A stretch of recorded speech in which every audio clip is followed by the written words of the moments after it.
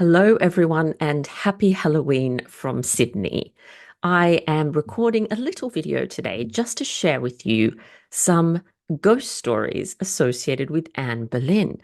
But I'm also going to share with you something that happened to me, something strange that happened to me while I was staying at Hever Castle in late September 2022. I've never actually shared it publicly, so this will be the first time.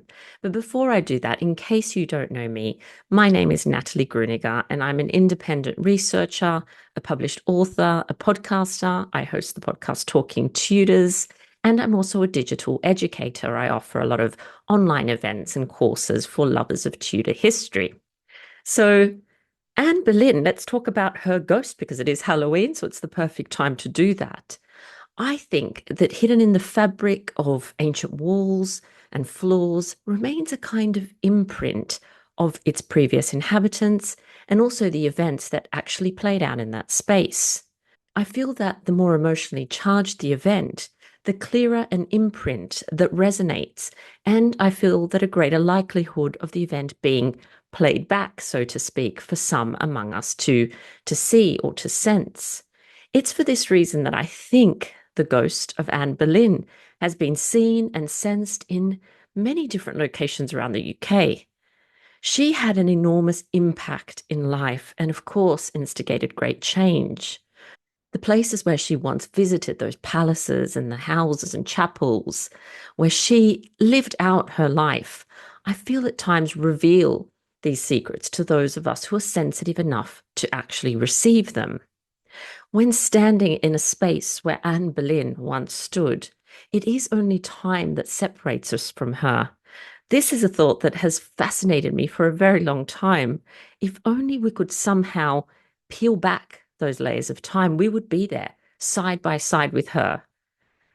I think that at times, these buildings and these spaces that she once inhabited, for reasons that we do not understand, actually reveal that imprint of an event recorded long ago.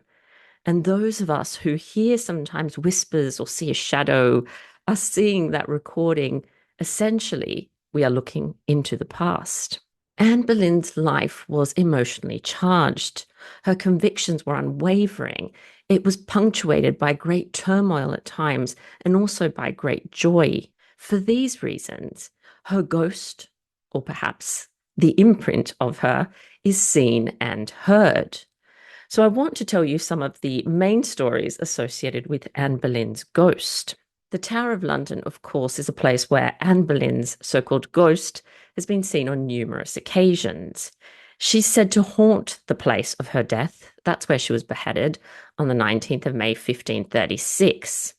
Many people have written to me over the years to tell me that they visited the tower and while there, they sensed something. They felt a great sadness when they stood in certain places, or something along those lines. A few people have also claimed to have seen something, a shadow or something strange while they were visiting.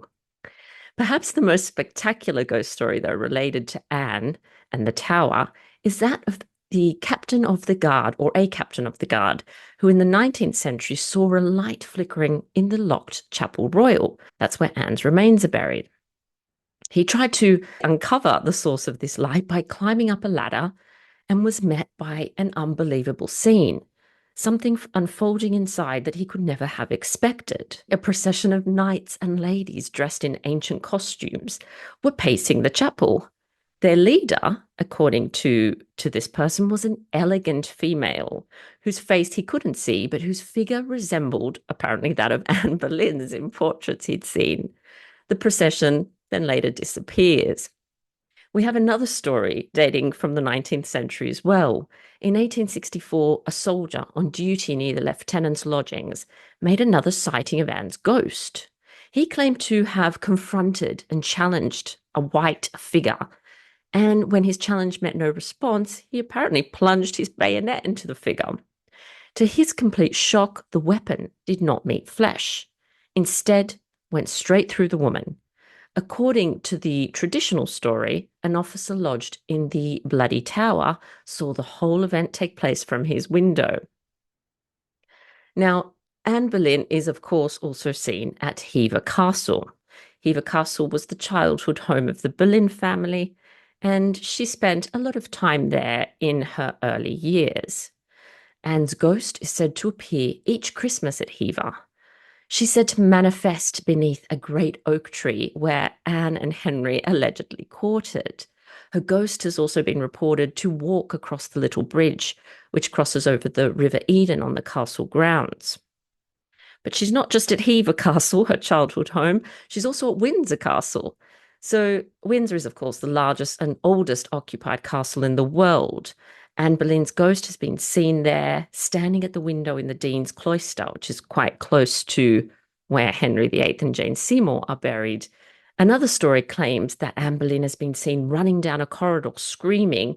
Sometimes the story has her clutching her head, which is kind of gruesome. Now, Windsor Castle actually bore witness to a magnificent event in Anne's life, and that was her elevation as Marquess of Pembroke. This took place in the room that we now call the Garter Throne Room. So if you're ever there, pause in that room and imagine Anne being made Marquess of Pembroke in September 1532. Of course, if there's anywhere that Anne's ghost is going to be seen apart from the Tower of London, it's Hampton Court.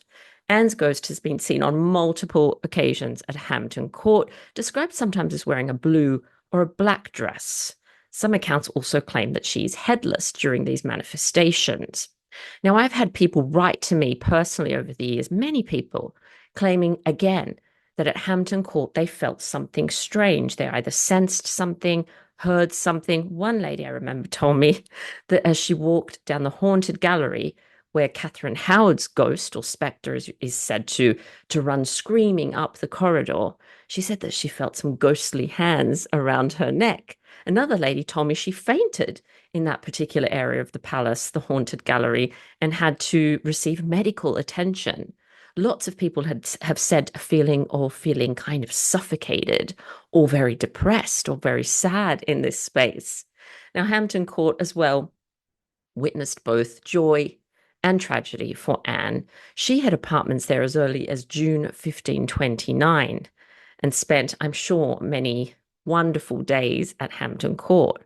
But it was also the site of great tragedy for Anne, because in the summer of 1534, she gave birth to a stillbirth child at Hampton Court. Now, this almost certainly took place in the Queen's apartments, now not open to the public, but the room does survive. It's also almost certainly the room where Jane Seymour gave birth to Prince Edward in 1537 and where she also perished. Clearly, that's a space that's very emotionally charged, hence why there are lots of ghost stories associated with Hampton Court. Now, there's a property called Rochford Hall, which is a lesser-known property associated with the Boleyns. Rochford Hall is in Essex, and it's said to be where Henry VIII first cast his eye on a young Anne Boleyn. The Boleyns owned the home from around 1515, and it's said to have been where Henry and Anne had secret meetings. There's even rumours of a secret tunnel system beneath the home that Henry VIII used as a kind of discreet escape route from the house. According to a previous owner, there are stories of sightings of a headless lady and feelings of extreme cold in one of the rooms. Could this be the ghost of Anne Boleyn?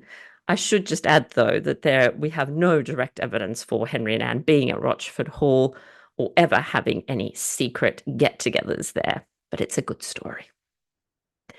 Another house associated with the Boleyns, of course, is Blickling Hall in Norfolk. Now, this is perhaps one of the most gruesome of all the ghost stories associated with Anne Boleyn. The story goes like this. Every May 19th, so the anniversary of Anne Boleyn's execution, Anne Boleyn's headless spectre arrives at Blickling Hall in Norfolk. She is clutching her severed head, or sometimes the head is just on her lap, and she rides in a phantom carriage drawn by a headless coachman and 4 headless horses. On arrival, the carriage and horses disappear, and they leave Anne to roam the corridors and grounds until sunrise. Now, this manifestation is said to occur every year on her anniversary, and people do actually go and hold vigils to see if they can catch a headless Anne coming in her carriage, driven by a headless coachman. Stories about Thomas Boleyn haunting Blickling also exist. So I've not, of course, told you these stories because I believe them all to be true, but because most of these have been circulating for a very long time. And it tells us something about how Anne is remembered and perceived in popular culture. But I would actually love to hear from you if you yourself have experienced anything strange. Doesn't have to be related to Anne Boleyn, but at any of the Tudor properties. Do leave me a comment below and let me know. But now I'd like to share with you something that happened to me while I was staying at Hever Castle a couple of years ago. That day had been an amazing day. I'd gone with my wonderful friend, Dr. Owen Emerson, to visit Penshurst Place, which is not far from Hever Castle. We then had a wonderful dinner at the Henry VIII pub, which is just across the road from the castle. And we decided to have a little after dark walk around Hever. Now, the wonderful thing about staying at Hever Castle is that you actually have access to the grounds after everyone else has gone home or in the early hours of the morning before anyone arrives. And it is a truly amazing experience to have the grounds all to yourself and to just walk around and soak up the atmosphere. Really one of the most wonderful things I've ever done, and I highly, highly recommend it if you ever get the chance to do that. This particular evening, it was very cold, and we were walking around the castle at night, just taking some photos and some videos.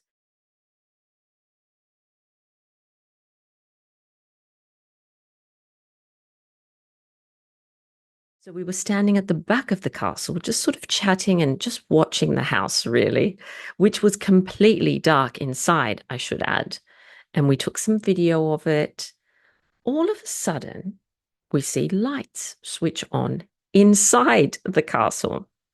Now, Owen has worked at Hever Castle for many, many years, and he could not, for the life of him, work out what the source of the light was. There wasn't just one light, there were several, and they were moving at times. We saw them quite clearly through the windows. We could not find an obvious source outside the castle. It really looked like the lights were coming from inside. What's so strange is that they all just sort of turned on at the same time. Now, it felt, to be honest with you, as though somebody had arrived home. The Boleyns had come home. It was a really strange experience to watch those lights, and we did for quite some time and took some pictures of them, which I'll show you.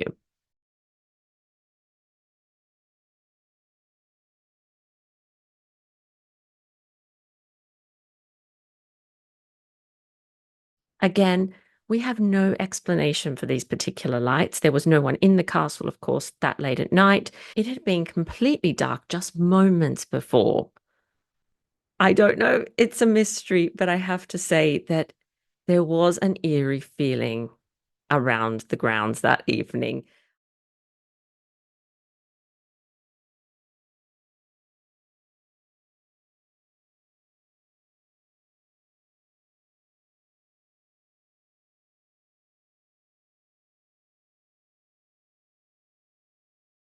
I have stayed at Hever Castle. I've had the great pleasure of staying there on many occasions, and I've walked around the castle at night several times and early in the morning. And I've never seen anything else. And I've never felt that kind of atmosphere. And of course, being there with a Hever Castle expert who wasn't able to identify the source of the lights was really strange. And we stayed there for as long as we could, trying to work it out. And then, of course, ended up needing to go to bed because it got very, very cold. So there is my story. I would absolutely love to hear from you if you've had anything kind of eerie or strange happen to you while you've been visiting historic properties. Doesn't have to be to do with Anne, but I would love to hear if you've experienced anything kind of odd. I have more stories, but I will save them for another time. I just want to just share this one because it is, of course, Hever Castle Boleyn related, I think. So I hope you enjoy your Halloween. Take good care of yourselves, and I will be back with another video very soon. Bye bye.